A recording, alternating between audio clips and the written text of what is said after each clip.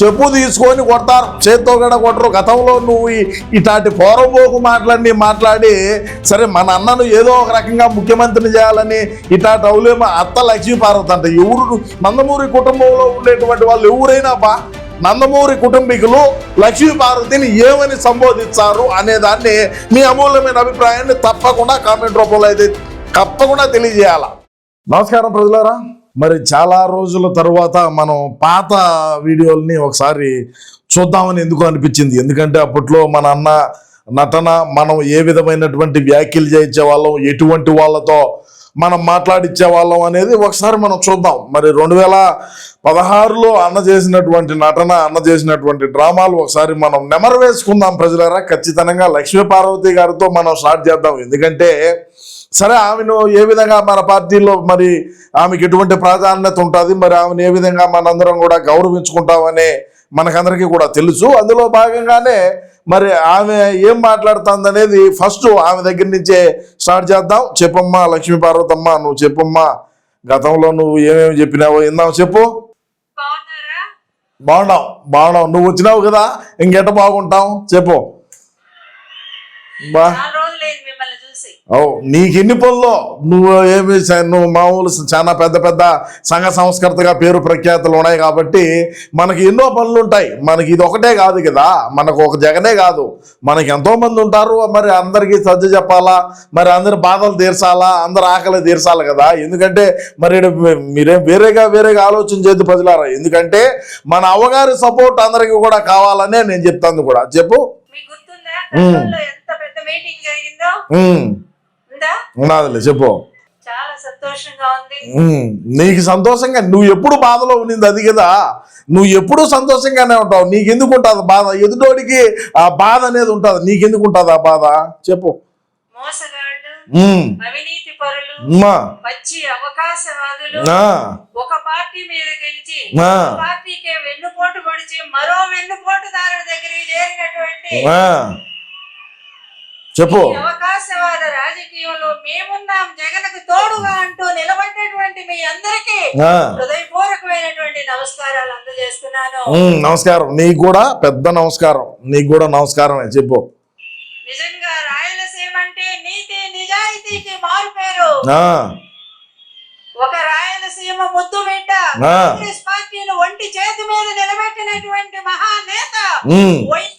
ఎన్ని గతంలో ఎవరు రాయిచ్చా ఉన్నారో మరి మనకు అర్థం కాలేదు. ఎందుకంటే మనం మిలిటరీ వచ్చినాక ఏ విధమైనటువంటి భాష, ఏ విధమైనటువంటి వ్యాఖ్యలు చేస్తున్నారో మనం చూసినాం. కానీ మరి గతంలో ఏ విధమైనటువంటి ఇట్లాంటివన్నీ కూడా మరి ఎవరు రాయిచ్చా అంటే ఆ విజయసాయిరెడ్డి ఉన్నప్పుడు, విజయసాయిరెడ్డి నేతృత్వంలో మరి ఇవన్నీ కూడా జరిగినాయి అప్పట్లో. సరే ఏది ఏమైనప్పటికీ మరి అవగారి ప్రసంగం ఖచ్చితంగా వినాలి. కొద్దిగా వీడియో లెంత్గా ఉన్నప్పటికీ చూసి మీ అభిప్రాయాన్ని తెలియజేయండి. చెప్పమ్మా.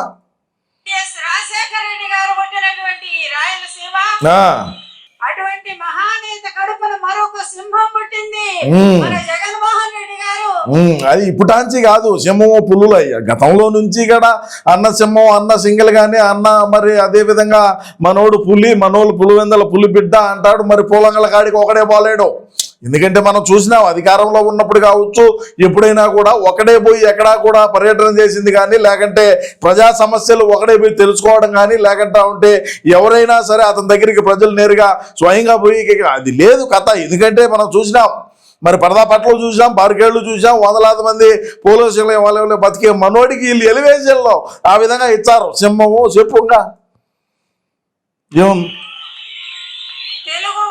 తెలుగు జాతి గౌరవాన్ని కాపాడటానికి వచ్చిన మరో రాయలసీమ ముద్దుబిడ్డ మన జగన్మోహన్ రెడ్డి గారు. అంటే సరే చెప్పు. ఎవరు ఏడైంది అన్ననేంది ఆ మాదిరి కూర్చొని పెట్టినారు, నేను చూడలేదా? వారి నీ పసుగు అలా ఏంది ఆ కూర్చోవడం ఏంది, ఆ కాలు పెట్టడం ఏంది? మరి ఏ పక్క ఆ పక్క దిండు ఒకటి వేసారు, మరి పడిపోకుంటానేమో. మరి నడిమిద్దలో ఒక స్టేజ్ మాదిరి కట్టినారు, అన్న కూర్చునే దానికి మాత్రమే, అంటే బాగా హైట్లో కనపడాలనేమో. బాగా అప్పట్లో బాగా మంచి ఇదే అయింది, బాగానే చేశారు అప్పుడు. మరి అప్పుడు నమ్మినారు ప్రజలు, గొర్రెలు. మరి ఇప్పుడు చూడు ఈడేమో ఒక సీటింగ్ వేశారు, ఆయన కూర్చోవడం ఏంది? సిట్టింగ్ ఏందంట, ఇది ఎక్కడ కత్తి, ఇది ఎప్పుడు చూడలేదు ఇదే అంటే. గతంలో చాలా సార్లు మొన్నగడ అదే మాత్రమే కూర్చున్నాడు. ఆడో రాఫ్తాడుకు పోయినాడు, ఆడికి పోయి ఆడో పెళ్లిలోనో దేంట్లోనో ఏదో మొత్తానికి అట్నే కూర్చున్నాడు. అటు కూర్చోవడం అలవాటు మనోడికి. సరే ఏదో కానీ కదలగలేదా? ఈ రాయలసీమలో ఒక నక్క పుట్టింది. ఆహా, ఎవరో తెలుసు, మీకు చెప్పక్కర్లేదు. చెప్పు, నువ్వు చెప్తే విందామని కదా. ఎందుకంటే నీ నోటుకుండా చెప్తే విందామని అందరూ అంతే. చెప్పు. అంటే వైద్యం అడగాలి అంటే డాక్టర్నే అడగాలి. ఆహా, పాఠం గురించి అడగాలంటే ఒక మాస్టర్నే అడగాలి. ఇది ఎన్ని రోజులు నువ్వు బట్టి పెట్టుకొని చెప్పినావో అని వినాలని రాష్ట్రంలో ఉండే ప్రజలు అడుగుతారు. నువ్వు ఎన్ని రోజులు దీన్ని బట్టి కొట్టావు అనేది చెప్పు ఒకసారి. అలాగే అల్లుడు గురించి అడగాలంటే అత్తగారైన లక్ష్మీ పార్వతి గారినే అడగాలి. చెప్పు తీసుకొని కొడతారు, చేత్తో కూడా కొట్టరు. గతంలో నువ్వు ఇటాటి పోరంబోకు మాట్లాడి సరే మన అన్నను ఏదో ఒక రకంగా ముఖ్యమంత్రిని చేయాలని ఇటాటి అవులేమో అత్త లక్ష్మీ పార్వతి అంట. ఎవరు నువ్వు, ఎక్కడే నీ కులం ఏంది, నీ గోత్రం ఏంది, నీ వంశం ఏంది అంటారు. ఇప్పుడు రాష్ట్రంలో ఉండేటువంటి ప్రజానికి అందరూ కూడా గతంలో మాట్లాడినట్టు అన్ని కూడా ఏమనుకున్నారు, రాష్ట్రంలో ఉండే ప్రజానికం అనేది పక్కన పెడితే ఈ రోజు నీకు దమ్ము ధైర్యం ఉంటే ఇట్లాంటి మాట్లాడి రోడ్ల పడిగా తిరుగు, నువ్వు మళ్ళీ చూద్దాం. అత్తగారు అంట, ఎవరికి అత్తగారు, నిన్నేమంటారు? రాష్ట్ర ప్రజానికాన్ని, మరీ ముఖ్యంగా ఈ వీడియో చూసేటువంటి వాళ్ళని నేను అడుగుతా ఉన్నా. నా యొక్క ప్రశ్న, లక్ష్మీ పార్వతి గారిని ఏమంటారు అనేది ఒకసారి నాకు మీ అభిప్రాయాన్ని కామెంట్ రూపంలో తెలియజేయండి. నందమూరి కుటుంబంలో ఉండేటువంటి వాళ్ళు ఎవరైనా నందమూరి కుటుంబీకులు లక్ష్మీ పార్వతిని ఏమని సంబోధించారు అనే దాన్ని మీ అమూల్యమైన అభిప్రాయాన్ని తప్పకుండా కామెంట్ రూపంలో అయితే తప్పకుండా తెలియజేయాల అవసరం ఇది. ఎందుకంటే లక్ష్మీ పార్వతి వ్యాఖ్యలు చేసింది కాబట్టి మరి మీ అభిప్రాయాన్ని కూడా నేను తెలుసుకోవాలనుకోవడా కాబట్టి. చెప్పుగా అత్త మళ్ళా నవ్వు, సిగ్గులే ఒకరు ఉంతగడా చెప్పు. సిగ్గు లేకపోయినా వాయమ్మ నీ అత్త, నీ కథ, నీ చెప్పుతా, నీ పలుకుబడా వాయమ్మ అత్త అంట. ఎవరికా? నీ సొంత మేనల్లుడు కానీ నీ సొంత మేనకోళ్ళు కానీ ఎప్పుడైనా సరే నిన్న అత్త అని పిలిచారా? దానికి చెప్పు సమాధానం, మళ్ళీ మాట్లాడదాం. ఈ మహానుభావుడి చరిత్ర చెప్పి 20 సంవత్సరాలుగా నేను అలిసిపోయాను గాని ఆయన అవినీతి గాని, ఆయన అన్యాయాలు గాని, ఆయన అక్రమాలు మాత్రం అలిసిపోవటం లేదు. ఇంకా ఆయన చేస్తానే ఉన్నాడు, ప్రజల్ని మోసం చేస్తానే ఉన్నాడు. నిజానికి రాజకుమారుడు మన జగన్మోహన్ రెడ్డి ఆయన పుట్టుకతోనే వైభవంతో పుట్టాడంట రాజశేఖర రెడ్డి గారు. అదే విధంగా మరి జగన్మోహన్ రెడ్డి గారు. చెప్దాం, విందాం, అది ఖచ్చితంగా మాట్లాడదాం. మరి వైభవంతో పుట్టాడంట జగన్ అన్న, విందాం. ఈ రోజు విదేశాలు ఆ మరిగా చెప్తా ఉంటే జగన్ అన్న ఏ విధంగా వింటున్నాడో ఆలోచన చేయండి. మీరు చూడండి, మీరే చూడండి, నేను చెప్పేది కాదు కదా. లక్ష్మీ పార్వతి హరికథ చెప్తాంది, ఏడ మన జగన్ అన్న ఏ విధంగా వింటున్నాడో చూడండి. మరి ఆయన కూర్చో ఉండేటువంటి విధానాన్ని చూడండి. మరి కానీ నిజానికి ఆయనకున్న వైభవానికి, ఆయనకున్నటువంటి పేరు ప్రతిష్టలకి, వంశానికి, ఆయనకున్న సంపదకి ఈ రోజు వారానికి ఒక్క దేశం ఆయన తిరిగి రావాలి. కానీ 2 ఎకరాలతో పుట్టిన పెద్ద మనిషి హైదరాబాద్ వెళ్ళాలన్నా, విజయవాడ పోవాలన్నా, కర్నూలు రావాలన్నా స్పెషల్ ఫ్లైట్ వేసుకొని తిరుగుతున్నటువంటి చంద్రబాబు నాయుడు గారి అవినీతికి ఇంతకంటే దారుణం మరేమన్నా ఉందా? మీరు చెప్పండి. ఓకే, ఇప్పుడు మనం ఎందుకంటే చంద్రబాబు నాయుడు గారు యాడికి పోవాలన్నా అంటే అప్పుడు ముఖ్యమంత్రిగా ఉన్నప్పుడు మాట్లాడుతుంది లక్ష్మీ పార్వతమ్మ. మరి మన జగనన్న ప్రజాధనంతో, ప్రజలు కట్టిన పన్నులతో ప్రజల మీద అప్పులేసి స్పెషల్ ఫ్లైట్లు వేసుకొని తిరిగినాడు. ఆ రోజు ఏమి చేయలేకపోయినావు? ఆ రోజు దేనికి మన జగనన్న కాడికి మాట్లాడలేకపోయినావు? మరి బిడ్డల కాడికి, లండన్ల కాడికి, మరి డాక్టర్ కాడికో బిడ్డల కాడికో పోతా స్పెషల్ ఫ్లైట్ వేసుకొని దాంట్లోనే బెడ్రూమ్లు ఉండే స్పెషల్ ఫ్లైట్ని బుక్ చేసుకొని పోయినాడు, గంటకు లక్షల రూపాయలు ఖర్చు పెట్టి. మరి ఆ రోజు ఎందుకు మాట్లాడాలా? 5-6 కిలోమీటర్లకు కూడా హెలికాప్టర్ను వాడినాడు. మరి ఆ రోజు దేనికి మాట్లాడాలా? ప్రజాధనాన్ని ఏ విధంగా మన అన్న దుర్వినియోగం చేసినాడో ఒకసారి నువ్వు ఆలోచన చేసి ఉంటే బాగానే ఉండు. అంటే మనోడి ఆలోచన విధానం నీకు తెలియదు కదా, మనోడి ప్రవర్తన ఏ విధంగా ఉంటుందో తెలియదు కదా, మనోడు అధికారాల్లోకి వచ్చితే ఏ విధమైనటువంటి పనులు చేస్తాడో నీకు తెలియదు కదా. నీకు ఇచ్చినటువంటి కేవలం ఏదైతే పేమెంట్ ఉన్నదో ఆ పేమెంట్కు నీకు ఇచ్చిన పేపరు బట్టి కొట్టి నువ్వు అక్కడికి వచ్చి మాట్లాడుతున్నావు తప్ప మనోడి విషయ పరిజ్ఞానం ఏమి తెలుసు, నీవు ఇంకొకటి మాట్లాడుతున్నావు. మరి జగనన్న పుట్టినప్పటి నుంచి ఇక్కడ పెద్ద తోపని. అదే రాజారెడ్డి, ఎవరు మన జగనన్న వాళ్ళ తాత రాజారెడ్డి రైల్వే కోడూరు నియోజకవర్గం దగ్గర ఉండే మంగంపేట మైనింగ్స్, ఆ మంగంపేట ఆ సమీపంలో ఉండే దాని పేరు ఏదో పేరు తుమ్మకొండ అనే గ్రామంలో నిలబడుకొని రాగి ముద్ద పెట్టుకొని దాంట్లోనే మిరకాయ నీళ్ళు అంటారు మా పక్క, అది వేసుకొని తిన్నటువంటి చరిత్ర కనుక్కో. రాజారెడ్డి ఏమి పెద్ద ఆనించే ఊడిపడలా, రాజశేఖర రెడ్డి గారికి ఓ కోట్ల రూపాయలు లేవు. మరి మన జగన్ ఎట్ట సంపాదించినా అంటే తండ్రి పదవిని అడ్డం పెట్టుకొని లక్షల కోట్ల రూపాయలు లూటీ చేసినాడు. ఆ లూటీ చేసినందుకే 16 నెలల పాటు జైల్లో చెప్పుకొని తిన్నాడు. చరిత్ర తెలియకుంటా ఉంటే నువ్వు రా, నేను చెప్తాను, నువ్వు తెలుసుకో. ఎందుకు మాట్లాడతావు చెప్పుగా. ఎవరి సొమ్ము బాబు, అమ్మా ఎవరి సొమ్ముతో నువ్వు కులుకుతున్నావు రోజుకొక రకంగా.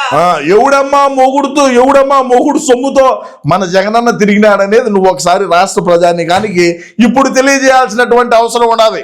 గతంలో మనం అధికారం లేనప్పుడు అధికారం కోసం మాట్లాడినటువంటి వ్యాఖ్యలు ఏవైతే ఉన్నాయో వీటిని ఒక్కసారి నువ్వు జగనన్న దగ్గర నువ్వు ఉన్నావు కదా, నువ్వు కూడా ఒక పదవి తీసుకున్నావు, నెలకు ఒక 3.5 లక్షల రూపాయల జీతం దొబ్బినావు, ప్రభుత్వ వాహనాన్ని వాడుకున్నావు, నువ్వు దొబ్బినావు కదా, ఊరికే లేవు కదా. మరి అదే విధంగా జగన్ బాబు ఎందుకు బాబు ఈ విధంగా మనం ప్రజాధనాన్ని దుర్వినియోగం చేస్తున్నామని ఏనాడైనా సరే దేనికి అడగలేకపోయినావు? చెప్పు దీనికి సమాధానం. దీనికి చెప్పే అంత దమ్ములే, ఊరికే మనం మాట్లాడినాం. చెప్పు ఇంకా మనోళ్ళు మాట్లాడినటువంటి ప్రతి ఒక్కటి కూడా మనం వెలికి తీసి మళ్ళా ఒకసారి నెమర వేసుకునేటువంటి ప్రయత్నంలో భాగంగానే ఈ వీడియో చేస్తున్నా. ఖచ్చితంగా మనోళ్ళు అందరూ మాట్లాడినట్టువన్నీ కూడా మనం ఒకసారి దాన్ని మళ్ళా పరిశీలన చేసుకోవాల్సినటువంటి అవసరం బాధ్యత ఉన్నది. ఎందుకంటే మనం అన్నను ప్రధాని చేయాలి కాబట్టి ప్రజలారా మీరు వేరే విధంగా దయచేసి అనుకోవద్దు. చెప్పు. ఒక అసమర్థుడు, చదువు లేనటువంటి మూర్ఖుడు నిజం చెప్పాలంటే 10th క్లాస్ ఫెయిల్ అయితే పాస్ చేయించుకున్నావు, ఇంటర్మీడియట్ ఫెయిల్ అయితే పాస్ చేయించుకున్నావు. అదే విధంగా స్టాన్ఫర్డ్ యూనివర్సిటీలో 60 కోట్ల రూపాయలు కట్టించి సత్యం రామలింగరాజు చేత డిగ్రీ సంపాదించి నా కొడుకు కూడా MBA అని చెప్పుకొని తిరుగుతున్నటువంటి నువ్వు ఆయన 2 నిమిషాలు మాట్లాడమంటే దగ్గు 2 నిమిషాలు మాట్లాడమంటే రాజకీయ ఉపన్యాసం మనందరం విన్నాము. మీకు అవినీతి పోవాలి అంటే లేదు, కులతత్వం, ప్రాంతీయ తత్వం ఇవన్నీ కూడా పోవాలి అంటే వైఎస్ జగన్ పార్టీని దూరంగా పెట్టండి అంటాడు ఆయన. వైఎస్ జగన్ పార్టీకి ఓటేయమంటాడు ఆయన. దూరం పెట్టాలని నువ్వే అన్నావు, అయిపోయిందిలే నీ బతుకు ఆడనే చెక్కేశారు పక్కన పెడితే. మరి మన జగనన్న చదువు గురించి మాట్లాడుతున్నారు. మరి లక్ష్మీపార్వతి గారు, మరి లక్ష్మీపార్వతి గారికి మరి తెలుసో మరి తెలియదో మనకు ఎంతవరకు మనోడు 10వ తరగతిలోనే క్వశ్చన్ పేపర్లు దొబ్బేసినటువంటి చరిత్ర మంది. మనకు ఆ చదువు వచ్చేది మా రాయలసీమలో అంటే అందరిని అంటాం లేక కొంతమందిని అంటున్నా నేను, అందరిని ఎందుకు అనాల. మా రాయలసీమలో కూడా గతంలో ఒరే చదువుకోర్రా ఫ్యాక్షనిజం అది ఇది అన్నారు. మా రాయలసీమలో కూడా బ్రహ్మాండమైనటువంటి ఉన్నత చదువులు చదువుకున్నటువంటి వ్యక్తులు ఎంతమంది ఉన్నారు. కానీ 10వ తరగతిలోనే క్వశ్చన్ పేపర్లు దొబ్బేసినటువంటి చరిత్ర కలిగినటువంటి ఏకైక మొగోడు ఎవడున్నా అంటే అది మా జగనన్నని ఈ రోజుకి కూడా గొప్పగా చెప్పుకుంటాం. ఎందుకంటే ఆ రోజుల్లో ఆ 10వ తరగతిలోనే ఆ వయసుకి ఆ ఆలోచన రావడం మరి ఇదే ఆశామాషా పని కాదు కదా. మరి మనోడికి వచ్చినటువంటి మేధావి ఎంతవరకు ఉంటుంది, మనోడు ఏ విధంగా ఇంగ్లీష్ మాట్లాడగలుగుతాడు, మనోడు ఏ విధంగా మరి బయట కంపెనీలకు పోయినప్పుడు అదే బయట దేశాలకు పోయి ఇన్వెస్టర్ని ఆకర్షించే విధంగా ఆయన ఏ విధమైనటువంటి ఇంగ్లీష్ మాట్లాడతాడు, ఏంది కథ అనేది మన రాష్ట్రంలో ఉండేటువంటి ప్రజానీకం అందరూ కూడా చూసినారు. నువ్వు చెప్పిన మాటలే అంటే లోకేష్ కు అది నేను సర్టిఫికెట్ కొన్నారు అది ఇది అంటావు. మరి మనోడికి ఏ విధంగా సర్టిఫికెట్లు కొన్నారో నీకు తెలుసా బొక్క? చెప్పు దానికి సమాధానం. మనోడు ఏ విధంగా చదివినాడో తెలుసా?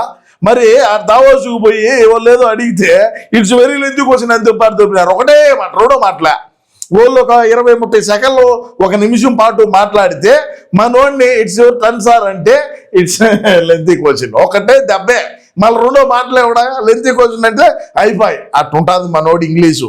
మనోడి చదువు గురించి, మనోడి ఇంగ్లీష్ గురించి, మనోడు ఆర్థిక స్థితిగతుల గురించి నీకు తెలియాలంటే నువ్వు మా రాయలసీమకు వచ్చినావంటే నీకు స్పెషల్గా నేను వాళ్ళ కుటుంబీకులతో దగ్గరగా ఉండేటువంటి వ్యక్తులతో నేను నీకు కూర్చొనబెట్టి బ్రహ్మాండంగా నీకు బోధించానని ఈ విధంగా లక్ష్మీపార్వతి గారికి తెలియజేసుకుంటూ నాగడ మాట్లాడు అది సరే, ఏం మాట్లాడినా ఇంకా అదే సోదిగిని వేరే రకంగా ఏం మాట్లాడలామే. సరే, ఏది ఏమైనప్పటికీ మనోడు కూర్చుండేటువంటి విధానం చూసి ఆ విధానం పట్ల మీ యొక్క అమూల్యమైన అభిప్రాయాన్ని తప్పకుండా కామెంట్ రూపంలో తెలియజేయండి. మరి అదే విధంగా చూసుకుంటే రాజారెడ్డి గారు ఏ విధంగా ఆర్థికంగా వచ్చినారు, మరి ఎన్నెందో మాట్లాడుతుంది. అప్పట్లో ఆ స్క్రిప్ట్లు ఇచ్చేటువంటి వ్యక్తులు, ఎందుకంటే ప్రజలు నమ్మాల, రాష్ట్రంలో ఉండే ప్రజానికాన్ని అందరినీ కూడా మనం నమ్మించి అన్నకు ఒక అవకాశం వచ్చితే మళ్ళీ కథ మళ్ళని చెప్పి మరి ఆ రోజుల్లో చేసినటువంటి నటన, ఆ రోజుల్లో కూర్చున్నటువంటి ఈ కూర్చోవడాలు, ఆ రోజుల్లో మూతి పెట్టడం అవన్నీ కూడా నమ్మి ప్రజలు కరుణామయ లెవెల్లో మనోడి యాక్టింగ్ నటన చూసి నమ్మి రాష్ట్ర ప్రజానికి 151 ఇచ్చినారు. ఆ తరువాత మనం ఏ విధమైనటువంటి పాలన చేసినా మరి రాబోయే రోజుల్లో అన్న ఖచ్చితంగా ప్రధాని అవుతాడా, మరి కొద్దిగా టైం పడుతుందా అనేది మీ అమూల్యమైన అభిప్రాయాన్ని తప్పకుండా కామెంట్ రూపంలో తెలియజేయండి ప్రజలారా. నమస్కారం.